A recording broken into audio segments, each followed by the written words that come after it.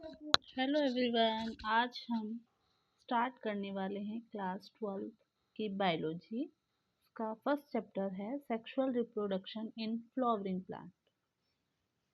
जो flowering plants हैं उनको एंजियोस्पर्म बोला जाता है। हम पिछली क्लास में पढ़ चुके हैं कि सबसे डेवलप प्लांट एंजियोस्पर्म होते हैं और इनमें फ्लावर एंड फ्रूट डेवलप हो जाते हैं। इससे पहले जितने भी प्लांट थे उनके अंदर फ्लावर और फ्रूट जैसे स्ट्रक्चर नहीं मिलती है। एंजियोस्पर्म में डाइकोट एंड मोनोकोट को रखा गया है।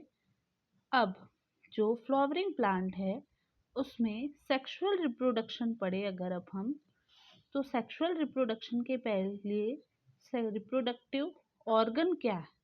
तो प्लांट्स में रिप्रोडक्टिव ऑर्गन होता है फ्लावर। फ्लावर की स्ट्रक्चर देखें।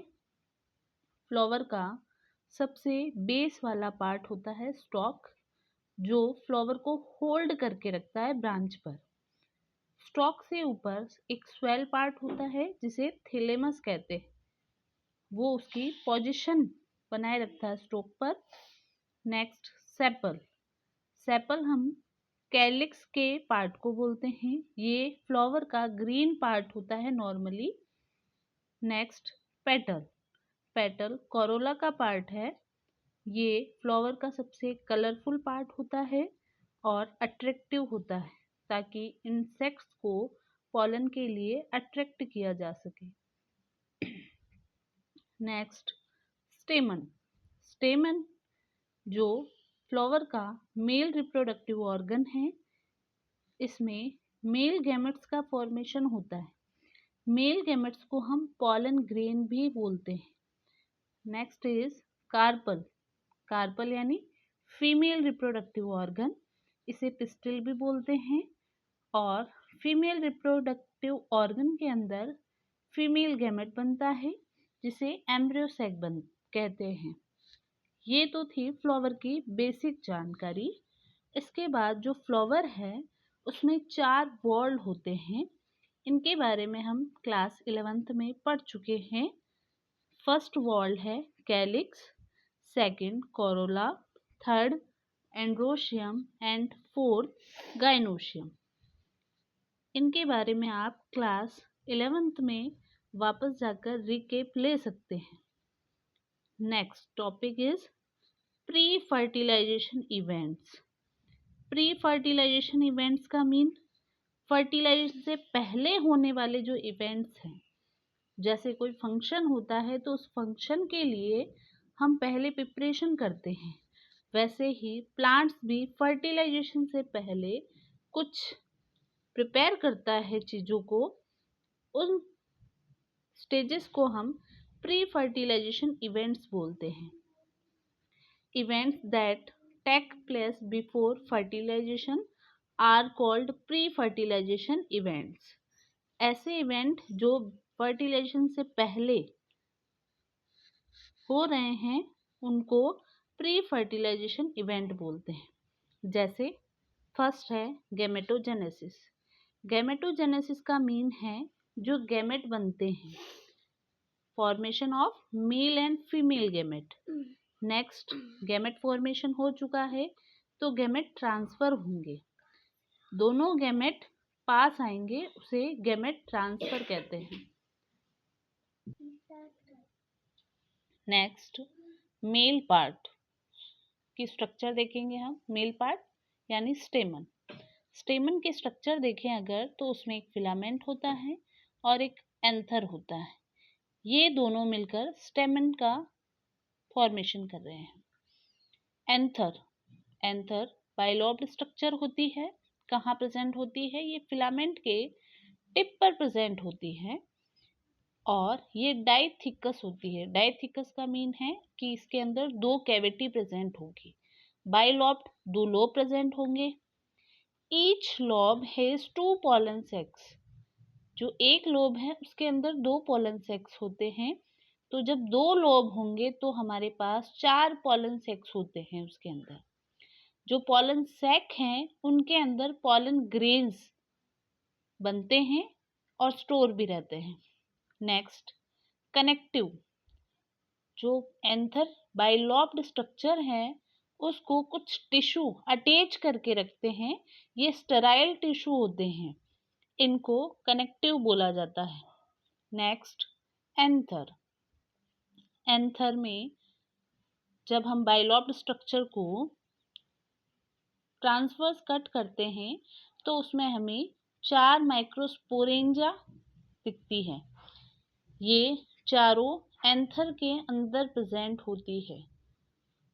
Next, structure of microsporangium. 4 थे, इसीलिए हम उन्हें प्लूरल वर्ड माइक्रोस्पोरेंजिया से प्रोनाउंस कर रहे थे। जब हम सिंगल की बात करेंगे तब हम उसे माइक्रोस्पोरेंजियम बोलेंगे। तो जो माइक्रोस्पोरेंजियम होती है उसकी स्ट्रक्चर में 4 लेयर्स होती हैं। First epidermis, second endothecium, third middle layer. Epidermis, endothecium and middle layer ये प्रोटेक्शन का फंक्शन परफॉर्म करती है। And last is tapetum. Tapetum nourishment का काम करती है। नरिशमेंट किसको देती है? तो जो एम्ब्रियो या जो जाइगोट डेवलप हो रहा है उसके नरिशमेंट का काम करती है।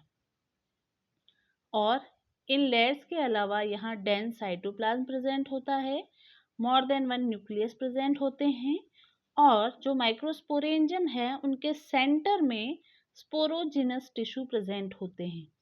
ये स्पोरोजिनस टिश्यू फर्दर क्या बनाते हैं? स्पोर्स बनाते हैं।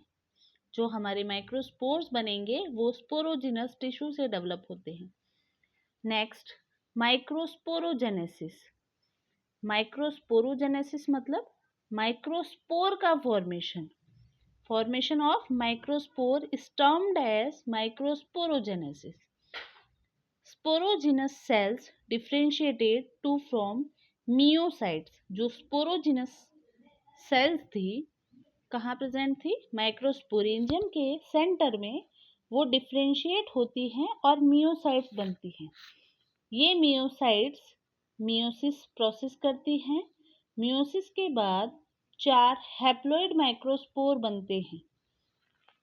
ये 4 हैप्लॉइड माइक्रोस्पोर होते हैं तो इनको माइक्रोस्पोर टेट्राड भी बोला जाता है। Next, microspore mother cell. Microspore mother cell किसे बोलेंगे? जो माइक्रोस्पोर बनाती हैं उनको हम मदर सेल बोलेंगे। माइक्रोस्पोर्स यहाँ से डेवलप होते हैं और ये डेवलप होकर पॉलन ग्रेन्स बनाते हैं। माइक्रोस्पोर या पॉलन ग्रेन्स मेल गैमेटोफाइट होते हैं। अगर हम एक पॉलन ग्रेन या माइक्रोस्पोर की बात करें तो वो स्पाइरिकल स्ट्रक्चर होगी और उसमें 2 लेयर प्रेजेंट होती हैं। फर्स्ट है एक्साइन एंड सेकेंड इंटाइन। जो एक्साइन लेयर होती है वो आउटर लेयर होती है। आप देख सकते हैं इसमें माइक्रोस्पोर के अंदर ये एक्साइन लेयर है आउटर वाली, और ये इनर वाली जो स्मूथ है वो इंटाइन है। इनके अंदर 1 या 2 जर्म पोर होते हैं जहाँ से जर्म ट्यूब डेवलप होगी। एक्साइन हार्ड आउट लेयर होती है। ये स्पोरोपोलेनिन से कंपोज्ड होती है जो हाईली रेजिस्टेंट होता है, क्योंकि माइक्रोस्पोर के प्रोटेक्शन का काम भी करना है इसको, इसीलिए। जर्म पोर्स प्रेजेंट होते हैं। जहाँ जर्म पोर्स होंगे वहाँ स्पोरोपोलेनिन एब्सेंट होता है। जर्म पोर से पॉलन ट्यूब क्रिएट होती है या जर्मिनेट होती है, और मेल गैमेट्स फर्टिलाइजेशन के समय पॉलन ट्यूब में रिलीज कर दिए जाते हैं। Next, intine. इंटाइन थिन और इनर लेयर है और ये स्मूथ होती है। ये सेल्यूलोज एंड पेक्टिन से कंपोज्ड होती है। ये दोनों इसकी लेयर्स हो गई। नेक्स्ट, अब हमारे पास जो माइक्रोस्पोर बना है वो पॉलन ग्रेन में कन्वर्ट होगा। बोला तो दोनों को हमने मेल गैमेट था, लेकिन पॉलन ग्रेन बनने के बाद ये स्टेमन से रिलीज होंगे और फीमेल के स्टिग्मा पर जाकर स्टे करेंगे। जो पॉलन ग्रेन है उसका डेवलपमेंट माइक्रोस्पोर से एक लार्ज वैक्यूल फॉर्मेशन से स्टार्ट होता है। माइक्रोस्पोर्स का जो न्यूक्लियस है वो सेंटर से साइड पोजीशन में आ जाता है वॉल के पास। न्यूक्लियस के अंदर माइटोसिस होता है जिससे दो न्यूक्लियस बनेंगे। दोनों न्यूक्लियस में वॉल फॉर्मेशन होता है। जो लार्ज सेल होती है वो वेजिटेटिव सेल होती हैं और जो स्मॉल सेल होती हैं वो जनरेटिव सेल्स होती हैं। इसका मतलब हुआ cell within a cell. एक सेल के अंदर दूसरी सेल की स्ट्रक्चर फॉर्म होती है और इसमें दो सेल्स बनती हैं तो ये टू सेल्ड स्टेज है। जनरेटिव सेल अगेन डिवाइड होती है और ये वापस माइटोसिस डिवीजन करती है जिससे टू स्पर्म सेल्स फॉर्म होगी और ये दोनों वेजिटेटिव सेल के साइटोप्लाज्म में ही प्रेजेंट होते हैं। अब हमारे पास जो सेल है या जो माइक्रोस्पोर है वो थ्री सेल्ड स्टेज है।